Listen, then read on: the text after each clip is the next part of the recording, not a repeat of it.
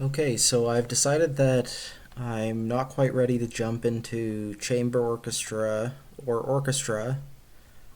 So we're going to do one more ensemble, and this is going to be a violin and piano series. I only have about nine scores for this genre, and it's the genre that in most classical music would be the violin sonata. Um, but I do consider it a chamber group, and I think a lot of contemporary music also for this ensemble is chamber music essentially. This piece that we're going to listen to today is called Piolín, and it's by José Julio Díaz Infante.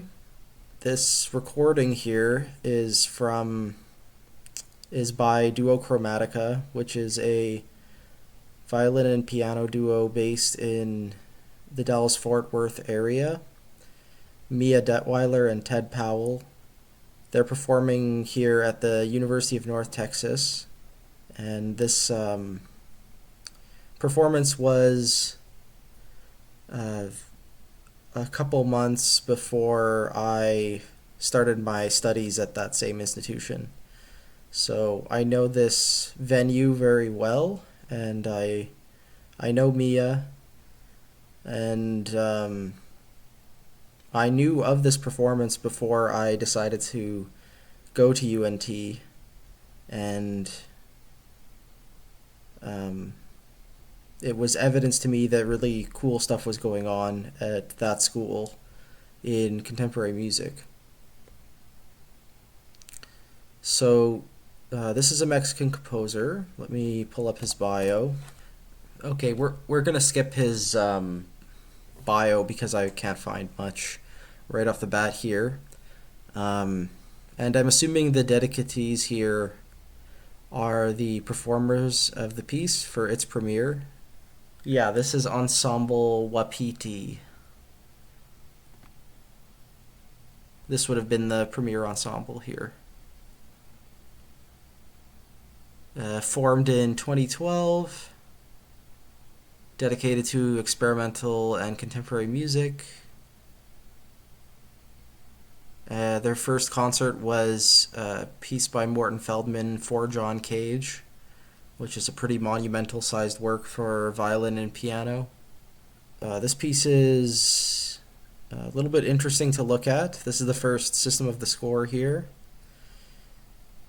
You can see that all of the sound is produced by ping pong balls, which are bouncing inside of tubes placed over the strings of the instruments.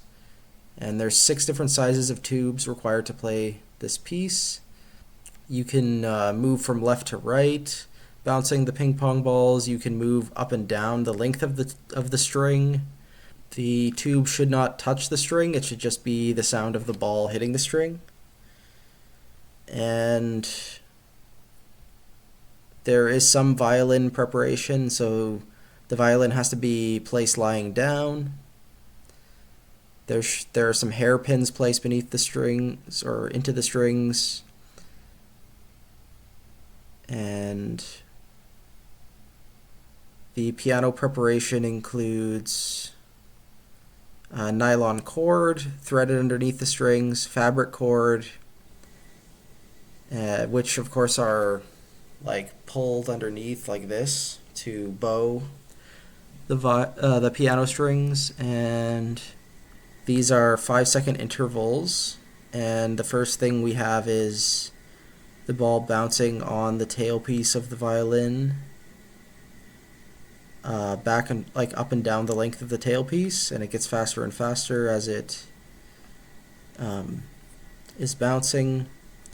And then the piano, we are taking a much bigger tube and bouncing a ping pong ball into it and traversing up the range of the instrument, right, from the lowest B flat up to the highest B flat, and then back down.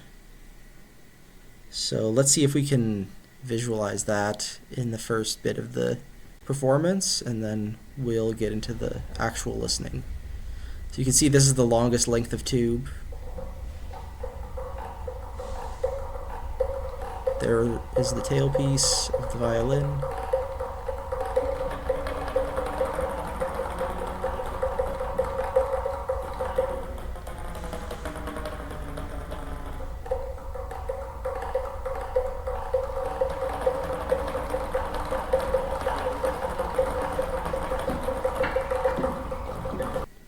And you can see that this is over top of the black keys. I just assumed, without seeing that this was over the strings inside the piano, but it's over top of the keys. So you can also place the ping pong balls and tubes over different parts of the piano, right? The piano is a very big thing to explore with different sections, and the violin also has different sections which can be explored. So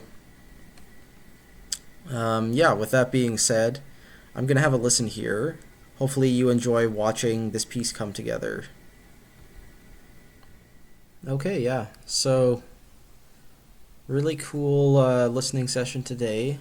When I first looked at this score years ago, I think there was something more mystical about it, and maybe I wasn't making the effort to really understand what was going on. But now that I'm really looking at it and how it's laid out, it's very practical. It's a very practical score, and I think it's very easy to follow what the performers are doing. And as for the piece and how it's structured, I think that it makes a lot of use out of very minimal material. There's like a very limited way that the performers are interacting with their instruments, and it creates its own little sound world, and effectively the two instruments are being used as like percussion instruments, but the implement, which is the ping pong ball, is very unique and has a certain amount of randomness to it. And yeah, I just thought it was really fun.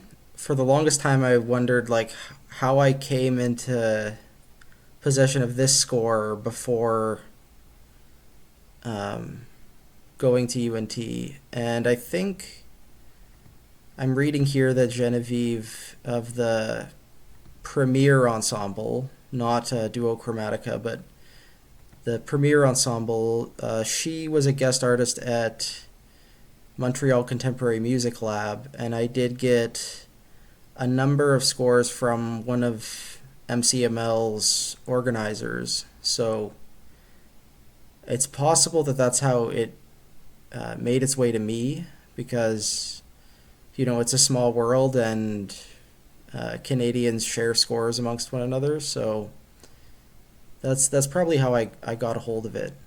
I hadn't found this recording necessarily, but when I visited UNT as a prospective student, I saw a poster for this concert, and I made a connection, and I was like, oh, that piece is being played here. That's really cool. So yeah. Obviously, I like this piece, but I think this time I took the time to actually get to know it and what makes it interesting, and hopefully this was a fun experience for you, and it's inspiring, makes you think about new music in a different way. We're going to keep trucking along, and we're going to go back in time with each episode, getting to know the violin and piano repertoire all the way back to Charles Ives and his sonatas, which are like turn-of-the-century works. So that's the plan, and this is the most recent piece I have for this genre, but it's still quite old at this point. It's from 2015, so yeah, that was Piolín by Díaz Infante.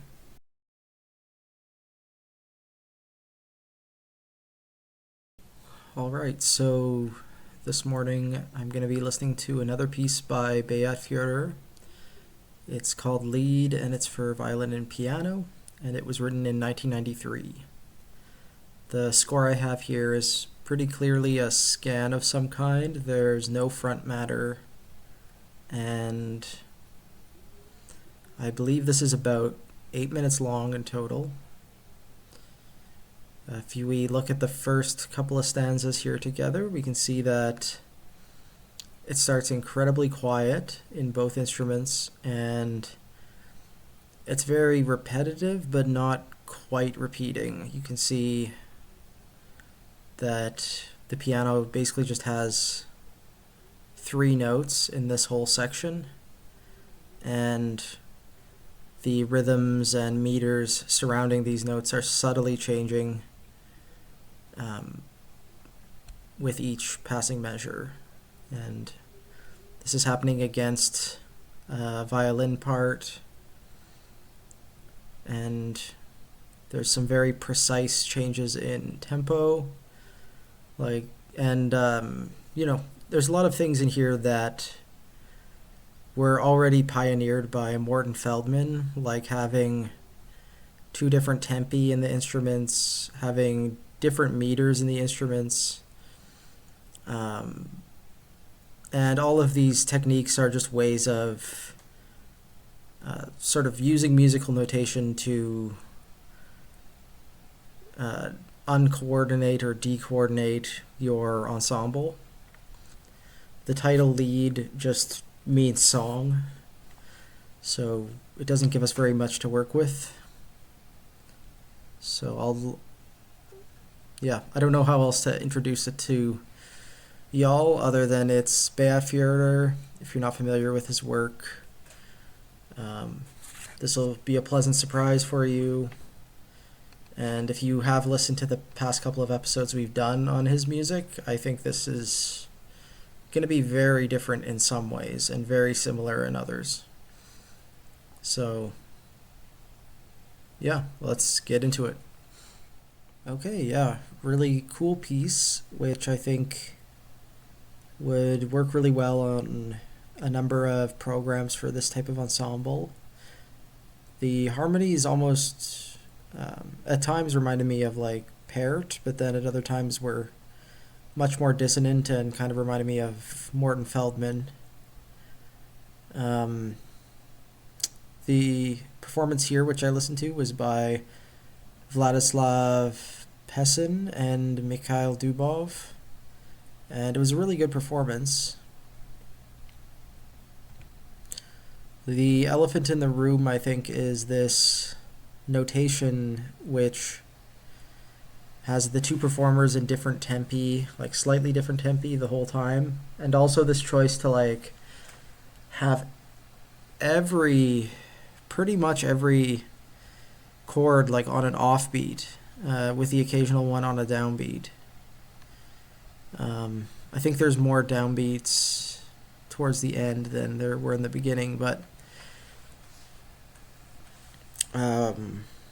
so why not just notate it like without any bar lines freely and have the performers read off score, or just why not notate it in all one tempo and just have very complicated rhythms. I think one of the advantages of doing it this way is it gives the performers some freedom, because it's almost impossible to do this, but it also isn't written freely, so it forces the performers to try to do it, and that results in a very like intense performance. And you can hear in this recording like both performers breathing on every rest, just like trying to get everything to line up, and it's a very like stress-inducing, intense experience, and I think that's largely due to the way it's notated. Ultimately, you do have to fake it, unless you're going to be crazy and like give both performers a click track. But the type of faking is different than if you notated it more loosely, borrowing very heavily from Morton Feldman. I don't think any of this stuff is like original to Bayat. It's like this is what Feldman was doing with much longer pieces. You know, he has a piano piece that's kind of like this in tone, which we might not look at, but what was it called? Yeah, he has this piece, Voicelessness. The Snow Has No Voice. And it's like very similar in style to this piece. And it was written, it looks like 7 years earlier. So it's definitely a trend in Führer's music, this sort of quiet, off-kilter piece. And this violin and piano piece is a good example.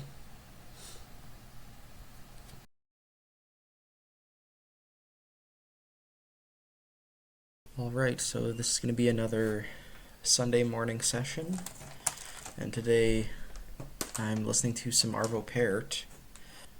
I had an uncle send me few albums of his music around the time I started composing, when I was like 17, 18. And that was his sort of like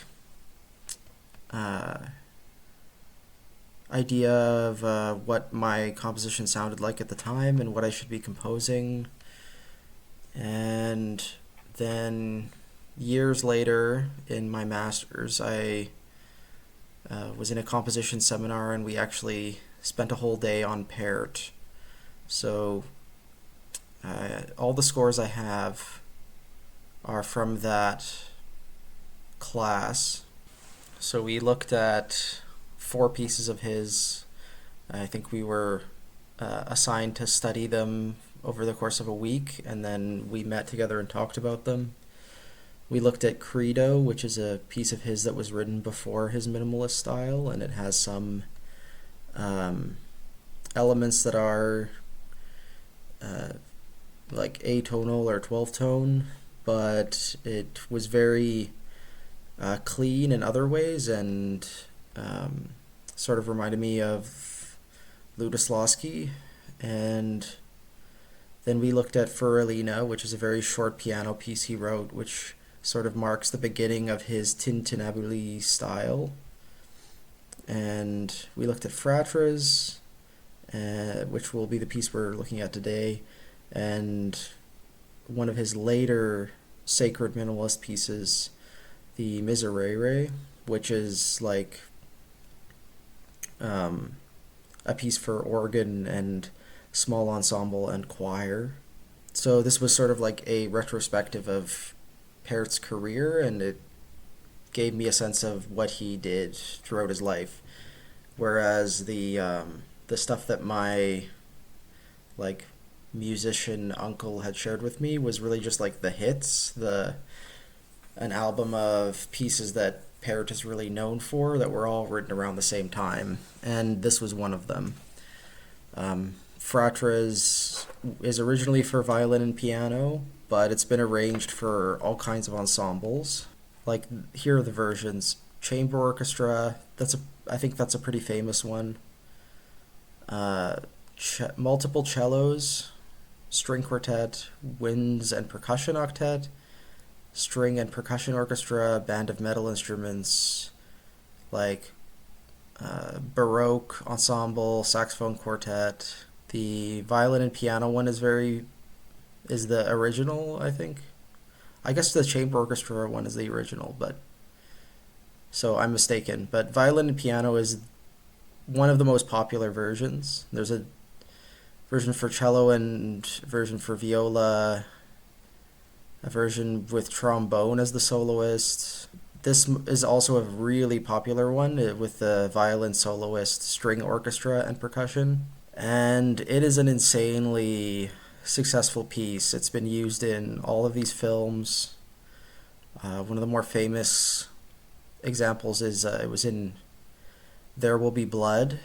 Looking at this today in this version, I'm going to try and dissect what makes it sound the way it sounds, and try to give sort of a composer's perspective. Like, if you wanted to copy this style, how would you copy it? This is what the first page of the score looks like. It's arpeggiando figures on the violin, just going up and down with these chords, and it goes on for quite a long time. Throughout, I think it has an open E, so the high E is open the whole time. Pretty frequently there's an open A or an open D in the chord as well. I guess towards the end here you have a high E instead of the lower one, but there's like an E drone throughout the entire solo. So yeah, let's have a listen. If you're not familiar with this work, you've probably heard it before, you just don't know it. Alright, so hopefully you took the time to listen to the piece, and hopefully you picked the correct version for violin and piano.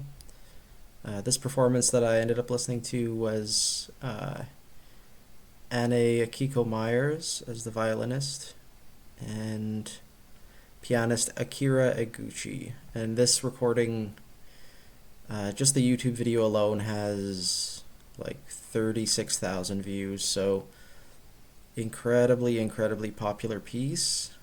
If you aren't familiar with the tintinnabuli style of Arvo Pärt, his whole conception for it was he was going to write modal music which followed very strict rules, but not the rules of counterpoint from the Middle Ages or the Renaissance, but his own rules in that he sort of just made up, but they were informed by rules of the past. So the first thing he did was think about the difference between writing in step, like voices that move by step and voices that move by leap.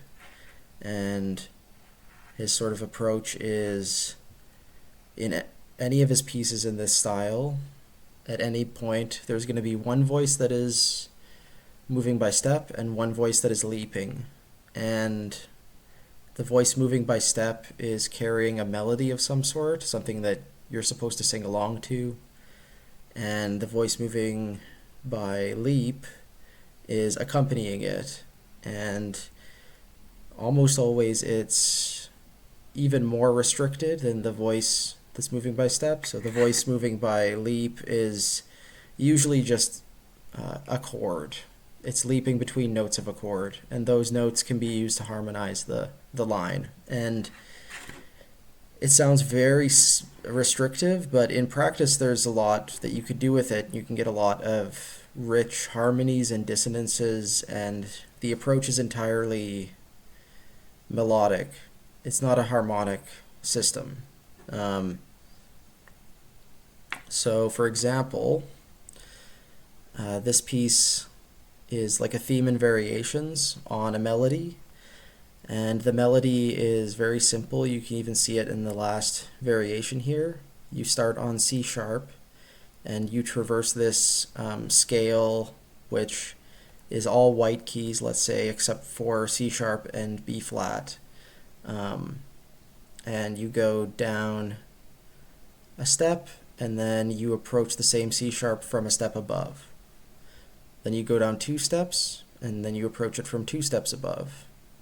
3 steps, 3 steps, and then instead of continuing that pattern, you start at the same C sharp, but you go up a step and then approach it from below, and then you just continue the same pattern. So it's, as far as melodies go, it's extremely simple, and it follows its own sort of like minimalistic rules. And if you look at the other voices, they're sort of leaping between notes of an A minor chord, right? E, C, A, E. E, C, A, E. And I think one of the things that makes this piece so powerful, what makes it work really well, is the leaping voice, let's say, has C naturals in it, but the voice moving by step has C sharp in it. So you get all kinds of like dissonances between the two voices that are going on, and there's a little bit of modal mixture. It's unclear what the mode is exactly.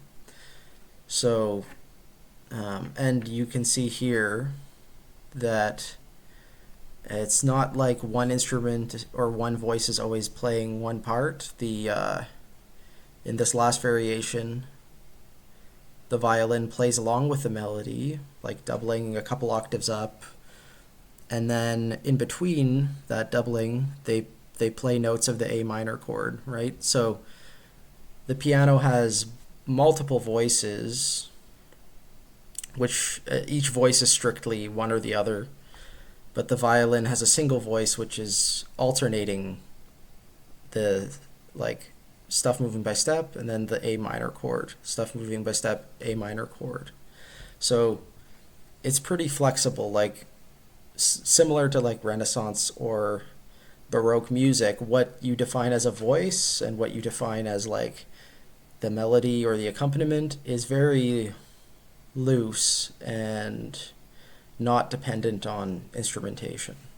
I got really technical today. I don't usually do that with a piece, but Pärt's music is so simple that you can actually talk about it technically in a very short amount of time and like basically describe the whole piece. Like the variations are certainly interesting in this, and this last one is far from my favorite variation.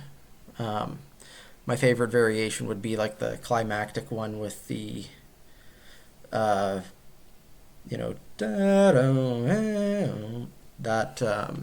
with the open A and the open E offbeats. Those details aren't what define the piece. What defines the piece is this style that Pärt came up with. So, and I know I'm probably not the only person to explain this piece or use it pedagogically, but that's how it was taught to me, honestly. Like in this seminar I was explaining earlier, this took up the majority of the seminar because it's a really good example of his style, and you can get the gist of it very well from this version of the piece specifically. As for like a piece of violin and piano repertoire, it's definitely a crowd pleaser. There's a lot of interesting techniques in the violin, which make this one of the best versions. I don't think it works as well on cello. I also tried listening to the trombone version once, and it's not as successful. I don't know why he decided to do that one, but yeah, if you're going to listen to a version, I would say this one or the other one with the violin soloist and string orchestra. That's a good one. Tomorrow we're going to be moving on to, I can't remember what piece. I think it might be a piece by Salvatore Sciarrino. Yeah, we're looking at a piece by Sciarrino, and I'm not too familiar with this piece of his, but he's written a lot of extremely difficult and complex piano music and also violin solo music. So I'm interested to see the two mediums come together in this piece, which I think is around 10 minutes long as well. So yeah, that's that one.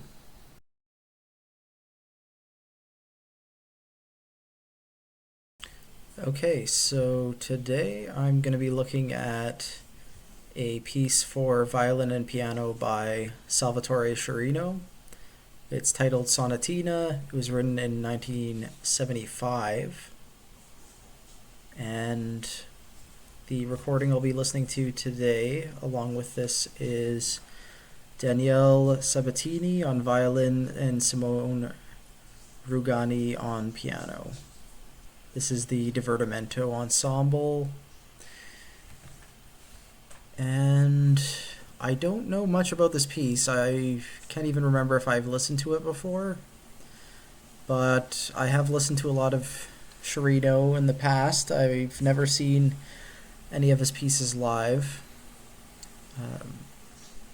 Maybe I'll take the time today to just go over his biography with y'all, and I'll save the more musical comments for after the listening session here. Okay, so Sciarrino was born in 1947, just after the end of the Second World War, and one of his big pieces, which I really like, is Quaderno di Strada. It's like a song cycle from 2003. So he is a native of Palermo, Italy, and is associated with Milan Conservatory, where he spent most of his career teaching. And if you are interested in his style,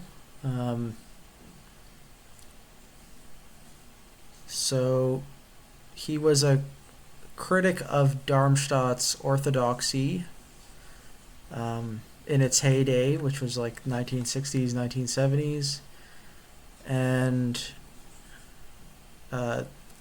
people associate him with Xenakis and Ligeti in that sense. And there's definitely a desire on his part to cultivate a specific sound, which I think all three of these composers have in common. And if we look at his list of works, you can see that he has a huge list of orchestral pieces and also a very big list of chamber pieces. Most of his solo pieces, it looks like, are for flute or piano. There's some variety there.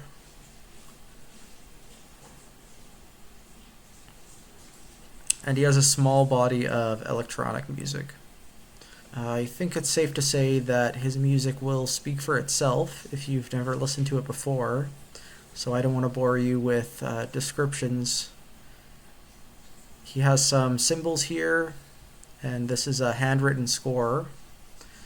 You can see this very fancy slur writing, which is reminiscent of Franco Donatoni. Also the angled dynamics. It's very similar to what we've seen in Donatoni's music, but his penmanship is a little bit different. And just from the first page, I think we can assume this is going to be very difficult music to play.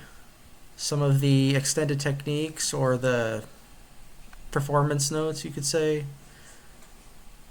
He has glissando clusters in the piano, so this symbol on the left here is a cluster, and he asks the piano to, like, instead of just glissing one note, like a whole cluster, which sounds quite physically demanding, and it could be with both black and white keys, or just the white keys, or just the black keys, just like any other glissando. And I guess this piece is old enough that this symbol for niente was not standardized yet. And the piano extends to a low C. What the hell? Okay, apparently there is a such thing as a 108 key piano. I was not aware of this. And it would extend all the way to C sub contra. So, okay. You learn something new every day, I guess. Yeah, let's have a listen here. I'm sorry that I can't show you the entire score, but now is the time to pause the video and have a listen to the recording that I've put in the description. Okay, sweet. So hopefully this was nice surprise to your ears. And yeah, I was really impressed with this piece, and it was really interesting listening, especially along with the score, seeing how many different little techniques are featured in this. Throughout the piece, as you probably noticed, the violinist is constantly playing harmonics. Some of them are touch fourth harmonics. More often, Sciarrino is just indicating where to place the left hand finger and uh, is not too specific about what pitch comes out of it, and it results in a lot of very high sounds. And there's lots of like jeté stuff and tremolo stuff throughout.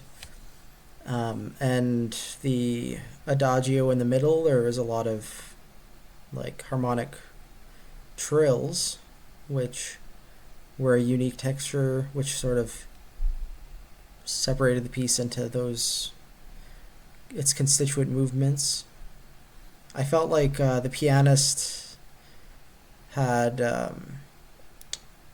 like this, you know, filigree idea of undulating up and down, just ordinary playing and a very quiet dynamic. That sort of accompaniment took up the first movement. It came back in the third, but with the addition of the figures in the second movement. So there's this nice play it with, you know, taking two ideas and then combining them at the end. There's also this idea of like in the first movement, the piano is constantly active and it's clearly accompanying the violin that has these short little outbursts. And then in the second movement, Sciarrino flips it, and in the second movement, the violin is the one constantly playing, and then there's these short outbursts in the piano, which sort of are in the foreground. So yeah, a lot of fun, like straightforward ideas like that, and a sound world that is uncompromisingly different, unapologetically different, and all of it is very meticulously notated with the sensibility of like high modernist music, basically. Hopefully you enjoyed watching the pianist execute these glisses, which are much easier if you have some sort of wool glove on the hand to like reduce friction between your hand and the keys. A lot of Sciarrino's techniques are extremely quiet, and I'm really desperate to hear them live, because I feel like when I listen to this stuff in a recording, I don't know how closely it's mic'd, and I don't know if I'm turning it up too loud. Maybe I have a more idealistic like perspective of the way they sound because of the way it's mixed and the way I'm using my headphones. It's so I'm extremely curious what these effects sound like live and what their limitations are. As far as a piece by Sciarrino goes, I think this is like a very accessible one. It's short, it's got very clear ideas, and it's really engaging to watch performers do it. So if you are a violinist, maybe consider trying to work your way through the score and program it sometime.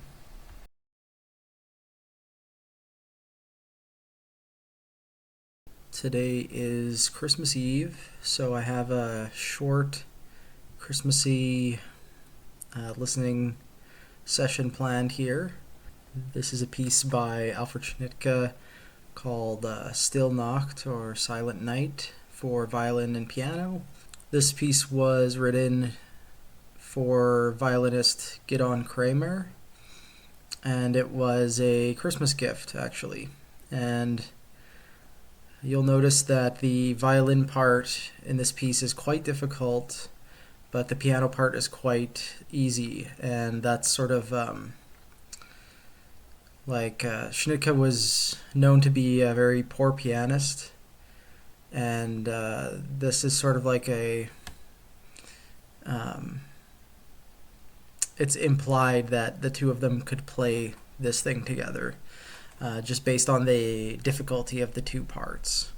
Now that I'm thinking about it, it's nice that we have this included in the series for violin and piano, because while it's a very serious genre in some ways, it's also uh, just a genre where two people play together, and it can have sort of a less serious function as well. It can be something that you do in your own home with a friend, and that's sort of the spirit of this piece, I think. If you haven't watched our previous episodes on Schnittke, he's a Russian composer.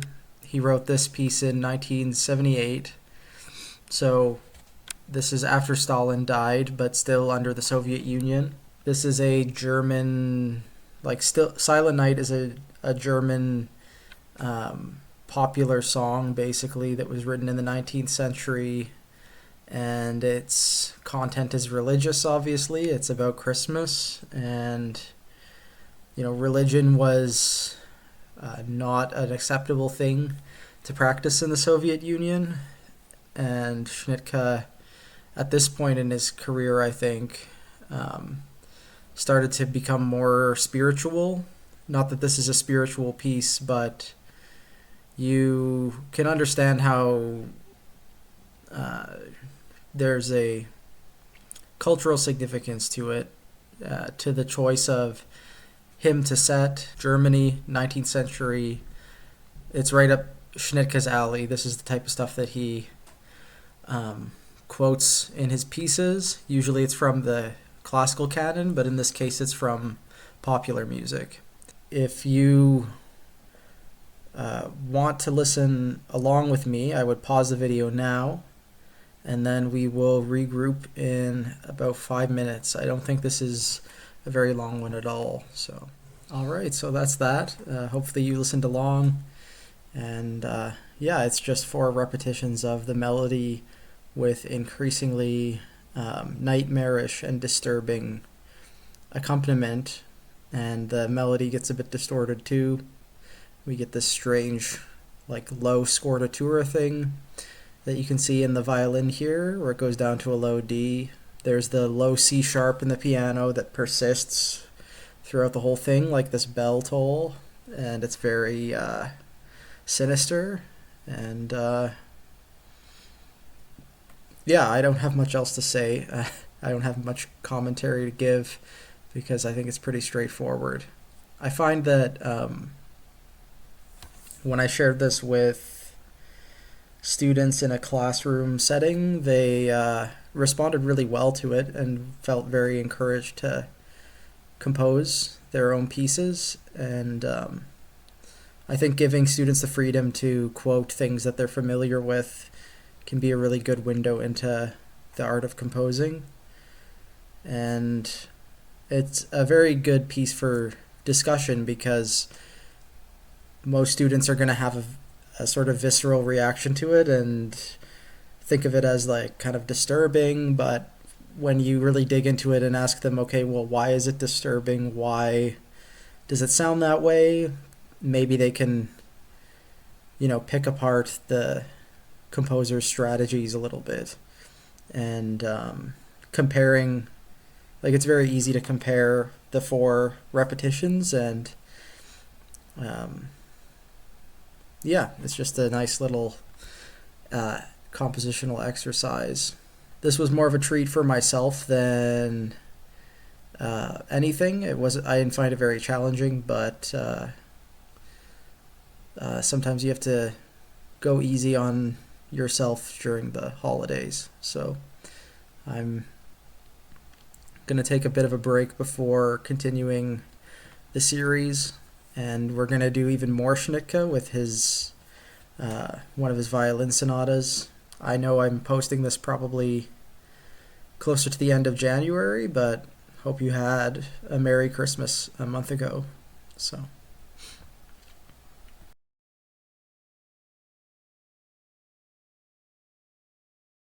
Okay, so this morning I'm going to listen to the Second Violin Sonata by Alfred Schnittke. And I believe this is from 1968.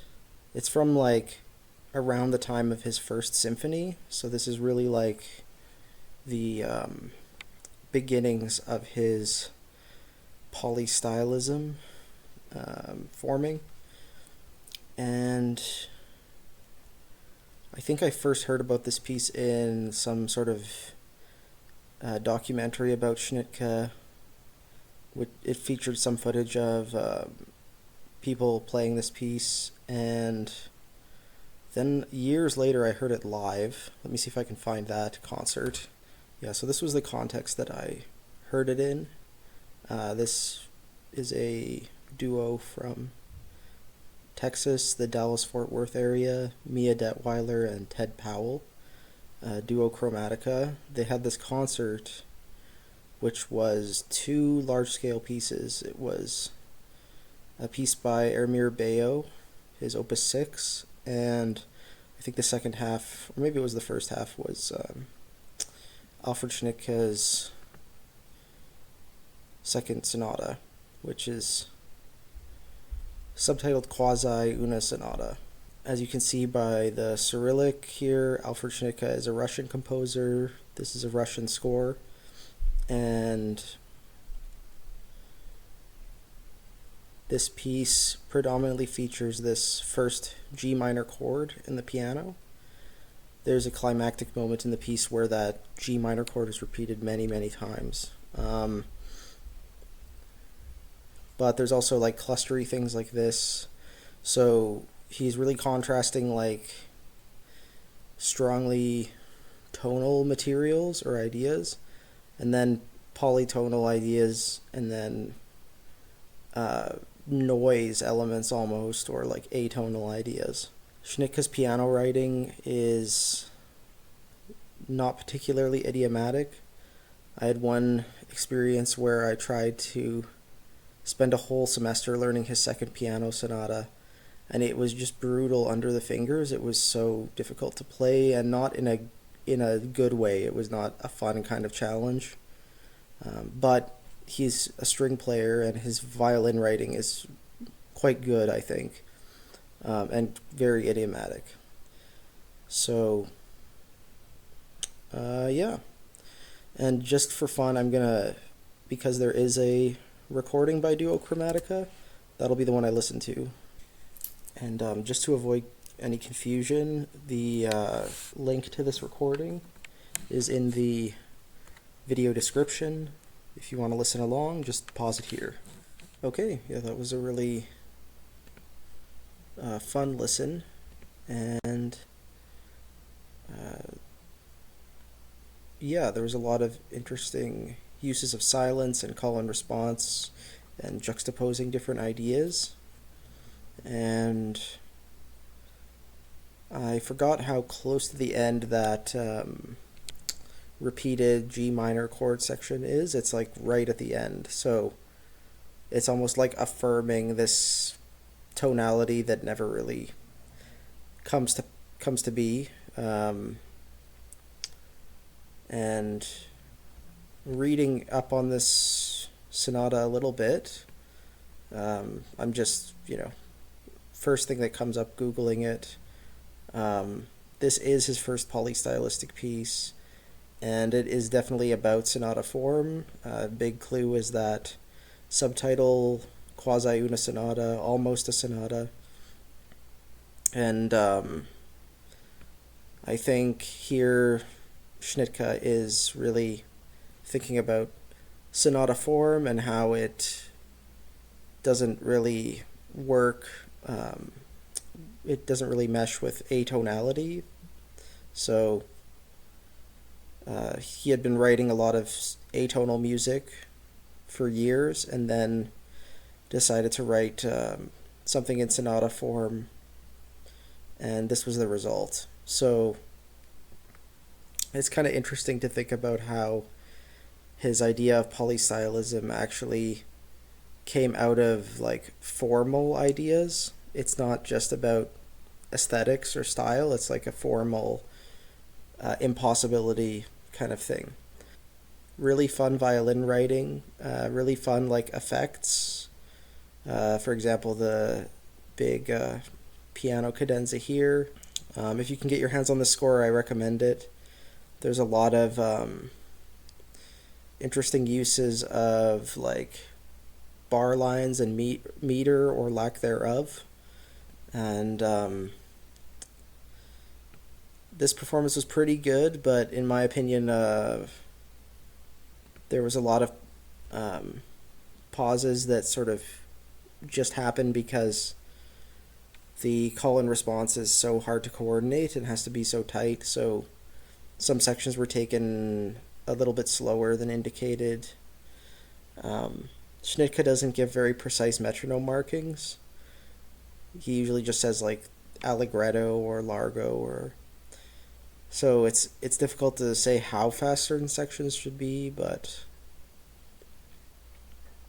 I think there was definitely moments where what I was seeing in the score didn't quite match how it was being performed. I think that Schnittke's early style in polystylism is very different from what it eventually becomes later in his career. I think it's around his piano quintet that he starts to become more like spiritual. His pieces become a little bit more personal and less formalistic, you could say. Whereas this, he is definitely trying to do a very specific thing with form, and it is a very cheeky subtitle because often sonatas have the subtitle like quasi una fantasia, but this is quasi una sonata, and it's it's very charming and dramatic and funny, and the dynamics and choice of notation and articulation, it's all very intense and leaves a very big impression on the viewer looking at the score. So, and I think this is a good introduction to the idea of a violin sonata and the cultural implications of that. Next, we're going to look at some violin sonatas by Charles Ives and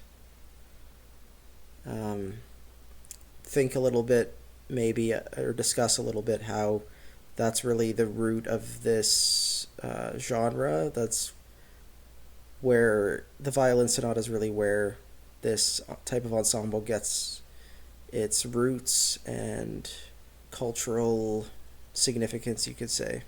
So, that was it for Schnittke's Violin Sonata number 2.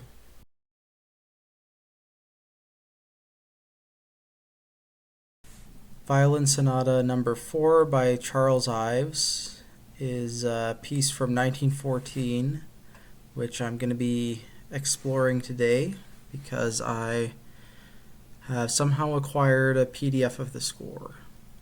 And this piece is subtitled Children's Day at the Camp Meeting. This is the first piece in any of my series where I've actually looked at Charles Ives. So after exploring the score a little bit, I'm going to talk a little bit about the composer, and then we're going to get into the listening session. So it's shorter than his other violin sonatas, and some of the themes in it had already been used in earlier pieces of Ives and in organ music of his, so he's reusing older material. It seems to be somewhat autobiographical. He's reflecting on his experience in growing up in Danbury, Connecticut, and meeting with other children at summer camp. And when he's talking about the 70s, 80s, and 90s here, he's talking about the 1870s, 1880s, 1890s. Because keep in mind, this was written in 1914. What is significant about a bunch of kids getting together and organizing like this? Well, there is usually only one day a year devoted to the children meeting together. Uh, but the adults would meet together at all the other meetings that summer. It seems to be like a little bit patriotic, like a little bit of Americana is in the program to this. Ives is trying to capture the actual music that would figure into these services. So the first movement, the children get up and join in on marching kind of hymns,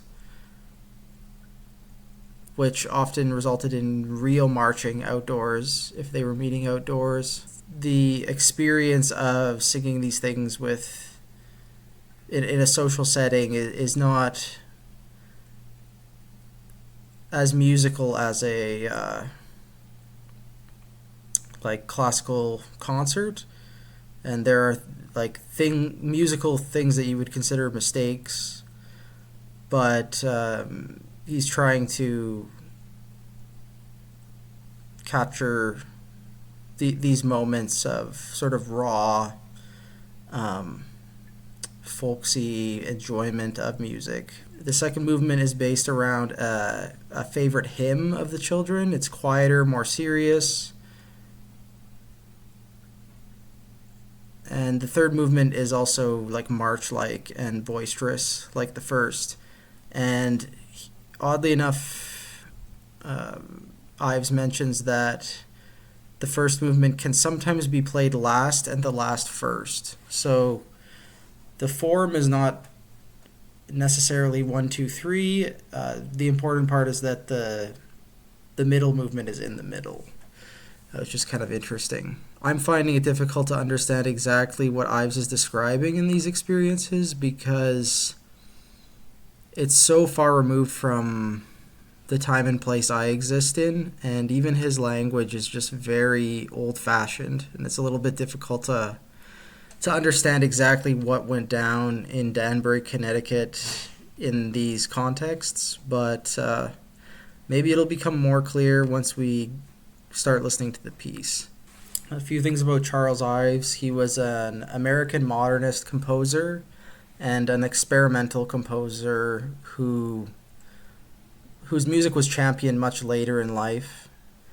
He was born in the 1870s and died in the 1950s. And as you can see, this score was published in 1942, maybe even later than that. So this was around the time that he was gaining notoriety, was like quite close to the end of his life. He grew up in a very musical household, but certainly his interests took a very experimental turn, and the types of things he was interested in were generally very out there. He was a very virtuosic organist and musician himself, but he made his living as an actuary, and he published a famous paper on life insurance, which I think changed the field significantly. And it's a little bit similar to another composer we've looked at, Chelsea.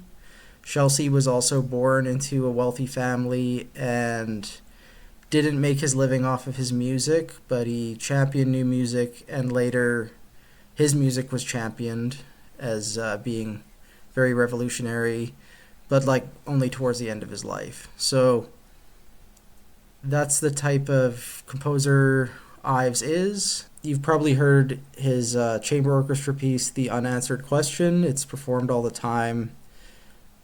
But he has a very long list of pieces, well, a short list of pieces, which he worked on throughout his life, constantly revising.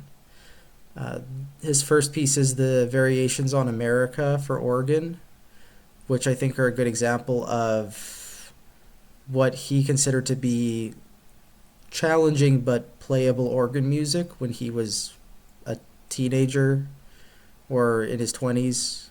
So that can give you a sense of like how virtuosic he was, not only as a composer but as a musician. Now is the point in the video where you can pause the video and have a look at the link that I provided in the description. This is the recording that I'm going to be listening to. Then please come back and I will let you know my like immediate thoughts, reactions. All right. Yeah, cool. So this really made me want to start listening to more Ives, because it was a really fascinating little piece. That middle movement really dominates the piece, and it's like very gorgeous, and there's all these extended harmonies, and I could even show you, since this is all public domain anyways. Like there's just this very like whole range of the piano, gigantic gesture thing in the climactic part of the middle movement, and we really have a lot of like romantic figuration with very clear sweeping melodies in the violin, and it's really contrasts with the two outer movements, which are a lot lighter but have their own sort of like dissonant moments and strange turns of harmony. For the most part, it just sounded like extended tonality kind of stuff, and the last movement, or the third movement rather, when we had this folk melody in the violin, I think it was called At the River. This over top of, like, it's clearly in a just narrow singing range. This over top of this very elaborate piano accompaniment. This is very like typical Ives. This is what I think of when I think of Ives. But that was far from the whole piece, this type of texture. It was just a fleeting moment in the third movement. And for the most part, it was a little bit more subtle than that. I can see what he means by it's like in the program note, he mentions it being assembled from older pieces. And I can definitely see that. Like there's something about the first and third movement that don't really match the second one, and I would hazard to guess that like most of his compositional effort was put into the middle movement in this. Tomorrow I'm going to be looking at the second violin sonata, and I'm going to see if it's very different from this. I think it's a heavier work. It's 50% longer. So I'm assuming this is like, of the four violin sonatas, the most programmatic and light, but we'll see. I'm not that familiar with them yet, and this is sort of the beginnings of me getting into them. Yeah, if you are a violinist, I mean, definitely consider looking into the Ives, because you have a real wealth of repertoire here, I think. And especially if you're American, like play some American repertoire. If it's over 100 years old, I think it is part of the canon. I think you can safely play it. So yeah, those are my sort of scattered thoughts on Charles Ives' fourth violin sonata.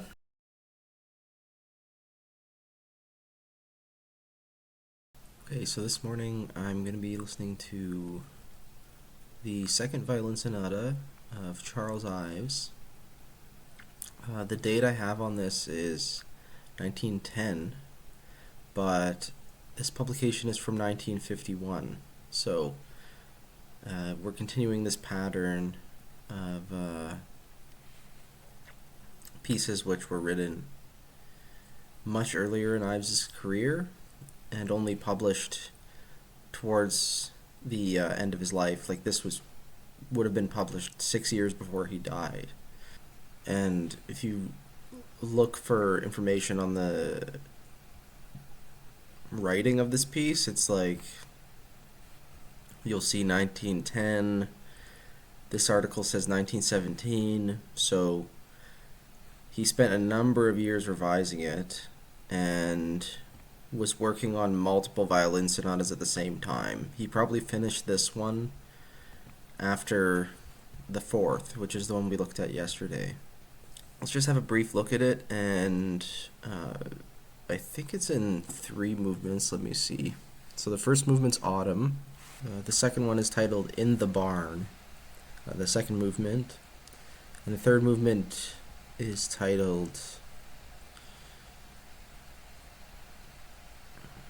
The Revival. Okay, so I don't think there's a program note at the end of this one. Yeah, here we have like 1906, 1909 to 1910. I mean, again, it's like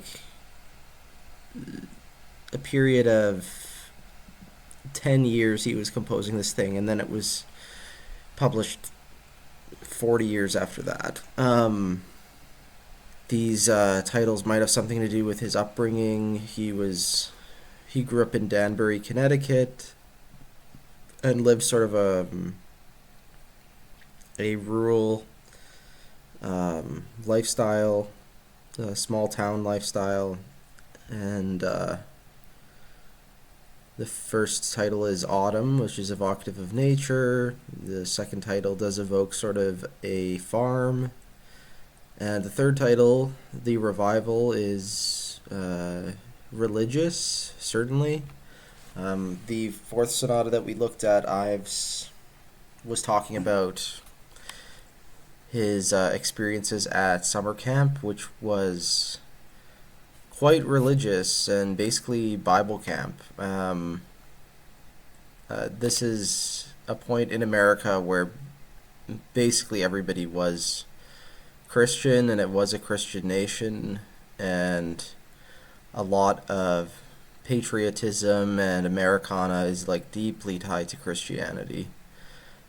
So it's safe to assume that Ives's conception of nationalism, and his idea of being this nationalist composer himself, it was tied to Christianity. It wasn't that he was writing sacred music necessarily, but that was where he was getting a lot of his musical material. You can sort of see he has a lot of subtle changes in tempo and like interesting switches in meter. All these surface details kind of remind me of like early Bartók pieces. Like Bartók's first string quartet, for example. Yeah, extreme dynamics. Both musicians are constantly playing. And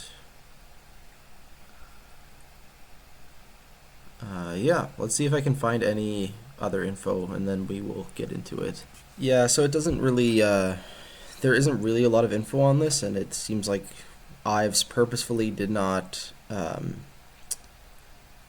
leave a program note or any sort of interpretation, and it seems like the bulk of this piece is in the first movement. That's where a lot of the romanticism will be, and then we should expect this second movement to have a lot of fiddle tunes, a lot of like ragtime popular music, and then the third movement might be similar to some of the things we were hearing in the fourth violin sonata, where he's evoking like the religious experience of being at summer camp and singing hymn tunes, or maybe singing those same tunes as an adult. If you need to listen along, there's a link in the description, and I will comment on this in just a bit.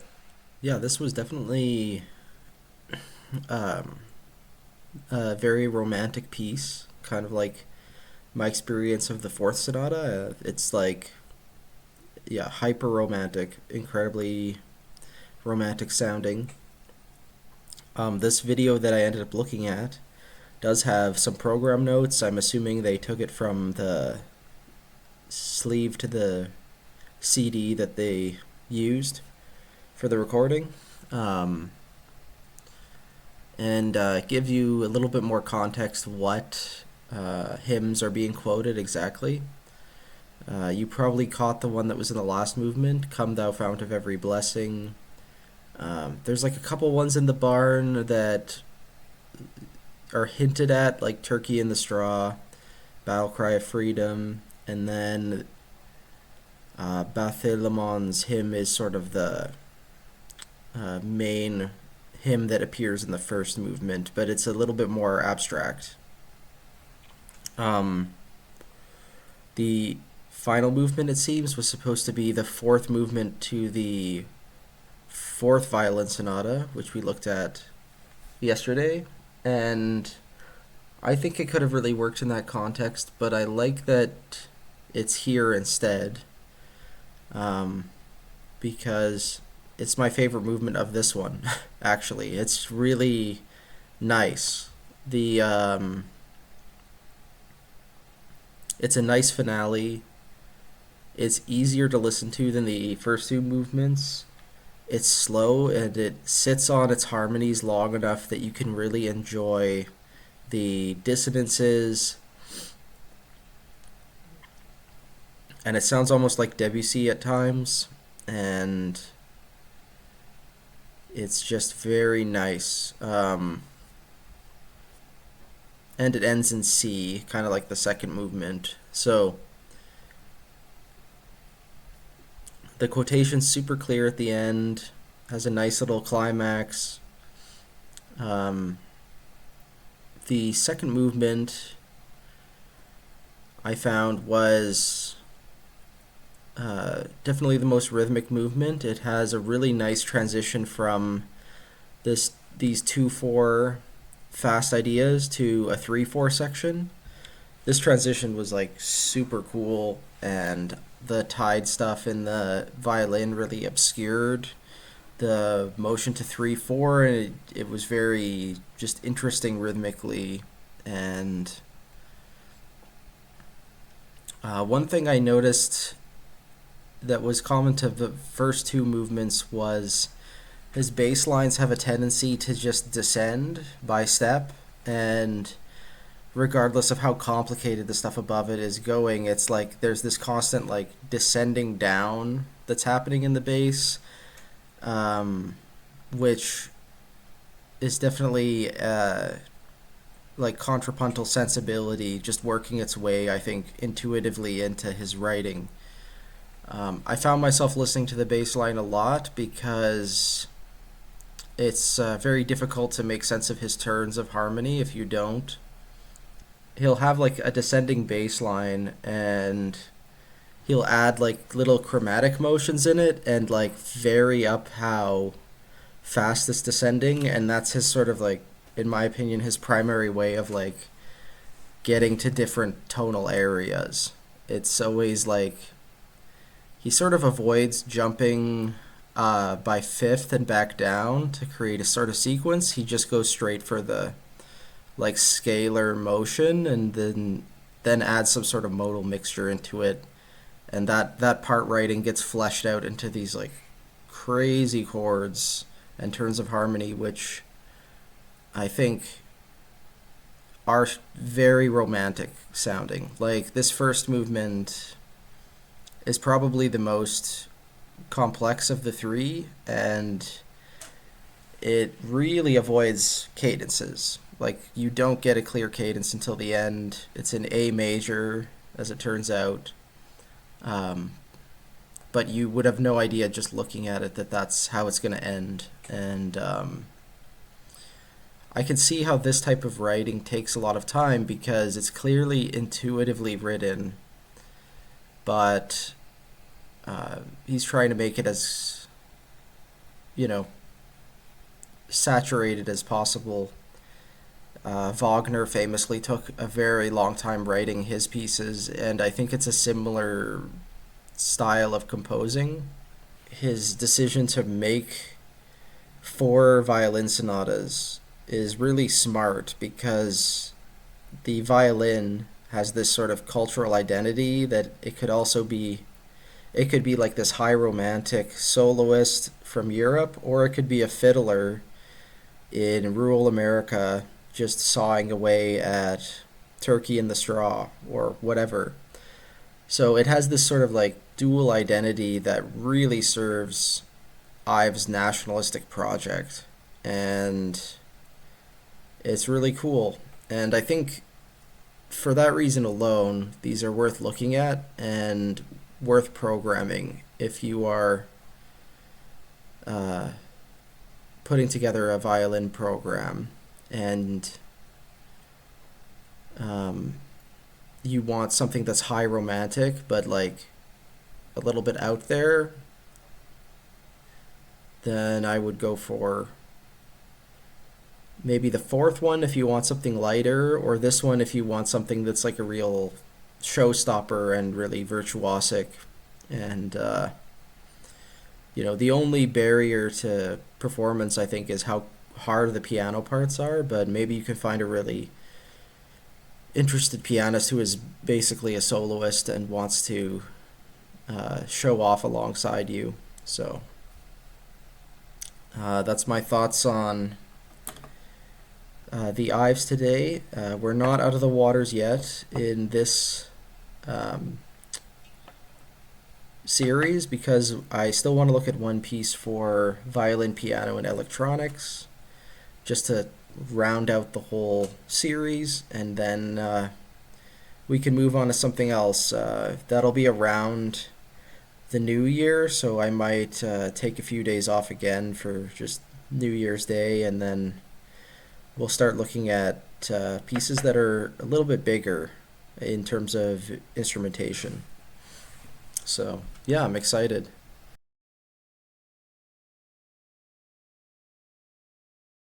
All right, so this morning we're finishing off the violin and piano series with a piece by Japanese composer Yoshihiro Kanno.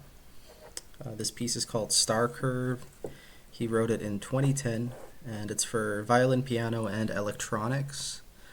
And I believe it uses Max MSP. I discovered this composer through this Google Sheet that I found. I can't remember where I found it. It might have been on Twitter or something. And it's just a list of works for piano and electronics by Japanese composers. And, slowly going through this list, I found a lot of pieces were inaccessible or you had to pay for them. And Kanno's music was change of pace because all of his scores are available for free on his website. So I just downloaded a bunch of them. And this is one of them. By his mid-20s, he'd already acquired a master's in composition and had won the Monaco Prince Pierre Prize for Composition. This was in 1979. And he has continued to garner awards since then. Currently, he is chairman of the Japan Composers Association, and he's professor emeritus at Waseda University. Now, he has pieces for Japanese traditional instruments and pieces for choir, chamber works, orchestral works, works for film and TV. He describes his music as being based on three pillars: Western instruments, traditional Japanese instruments, and electronic music. So I think the three mediums or cultural mediums he works in, it's kind of a fascinating way to describe oneself. Some of his commissioners include the National Theatre of Japan, Noriko Otake, Noriko Ogawa and the Musa Kawasaki Symphony Hall. It's another commissioner of his music. Suntory Hall. And the Himeji City Museum of Art. So, pretty nice career. I would be pretty happy to have such a career. And as for his commercial work, I was fascinated to discover that he is the composer for the music to Angel's Egg or Asuka's Egg. This is a experimental Japanese animated film from 1985, and I haven't watched this in years, but it's a very beautiful film. If you're interested, I'll include a link in the description because it seems to be available on the Internet Archive. So, yeah, as for the piece here, you notice that the title is in Chinese, but he put the instrumentation and his own name in Japanese here. So Star Curve might be not the best translation. I'm assuming it's something that's best expressed in traditional Chinese writing. Yeah, so the only electronic sounds that he notates are wine glass pitches, but the staff is there throughout the piece, and sometimes he'll just write max MSP on the staff, which makes me think that there's some other electronic sounds which aren't accounted for visually in the score. The score itself is a little bit messy. I'm seeing a lot of collisions and a lot of just weird decisions, like to have 3 measure numbers on the left. But the parts are really neat looking, so I can't fault him for that. Probably the performers will just be using that score to coordinate things anyways. So, all right, so I'm gonna have a listen here. If you're like me and this piece is new to you, hopefully we can have a positive experience here, and hopefully I'm introducing you to a new favorite composer. And as always, the recording I'll be listening to is linked in the video description. Nice. So I listened to this recording that's on Kanno's YouTube channel, and the piece is about 12 minutes long, so it's quite slow throughout, and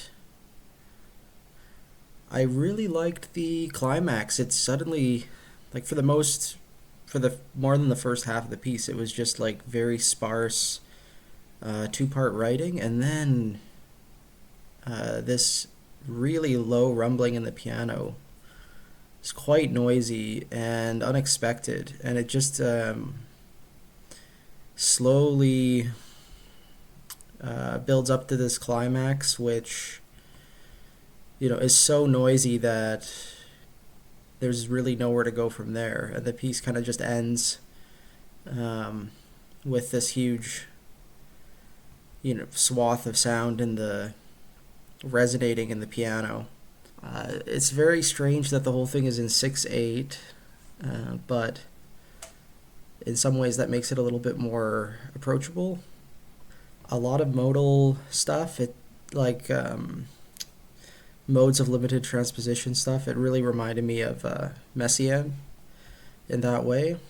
And the one thing I didn't like about this score is it didn't give me enough detail about the electronics. I really wanted to know how the electronics worked. There was these wine glass sounds, which I was assuming were fixed, like there was some sort of pre-recorded audio, but the Maximus P stuff for the most part was like this granular delay, which was very sparkly and strange, and probably where the composer started to get the programmatic idea for the title. A really subtle but powerful way to use electronics, and I think that's one thing to to think about when you're writing for a classical ensemble, basically, and electronics is like the ensemble itself can already do so much. You don't need to add that much. We've been listening to just this ensemble for the past 9 episodes, and it's capable of all kinds of sounds. So to add electronics to it, you don't actually have to add that much for it to totally expand the sound world of violin and piano, basically. Yeah, my thoughts on the series as a whole. I think because I had so few scores, there were some gaps in the literature for sure, and I was debating not doing it at all because it was only male composers. There were no women composers, but I needed something to fill the holidays, just over a week of content, and I think it fulfilled that job really well. I think the two sort of pillars of of this series were the Schnittke and the Ives, and then some of the more recent pieces were interesting as well. I think the Pärt was worth looking at. One thing was there's like a huge gap between the most recent piece, the Díaz Infante, and the present day. So that's one big gap. There's also a huge gap in literature between the Schnittke violin sonata and the Ives. That's like a period of 60 years or something, or 50 years, where I didn't have any scores for this ensemble. I think even though pianists and violinists have a wealth of repertoire, they tend to always program the same pieces, do the same pieces on their juries. Everyone in the violin studio is playing the same piece, Try to mix it up a bit. Try to figure out what you like. Hopefully, the past century or so has more to offer than you think. In the new year, in 2025, we're going to be looking at chamber orchestra, and I have at least 20 scores. There's not going to be any gap in my uploads. But there will be a gap in my personal listening schedule.